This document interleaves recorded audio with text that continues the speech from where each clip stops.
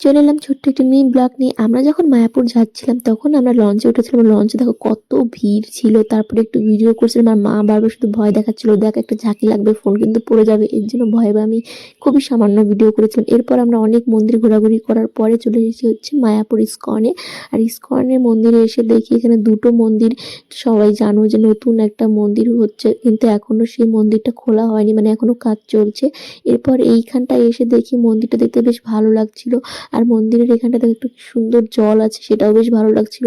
আর দেখো এই যে নতুন মন্দিরটা কত সুন্দর লাগছে, কিন্তু ভেতরে আমরা যাইনি, যাওয়া যায় বলে কিন্তু আমরা যাইনি। আর এদিকে দেখো অনেক দোকানপাট, সব দোকানে অনেক অনেক গোপী ড্রেস, খুব সুন্দর সুন্দর। আর এদিকে আমরা দেখছিলাম এপাশ থেকে মন্দিরটা আরো সুন্দর লাগছিল। তখন সোনুকে বাবা মাকে একটু ভিডিও করে নিই। আর এরপর আমরা পরে যাই হচ্ছে গোশালা। তার সেখানে সব থেকে বড় ছিল এই গরুটা, আর দেখতেও খুব সুন্দর আর কি ভদ্রভাবে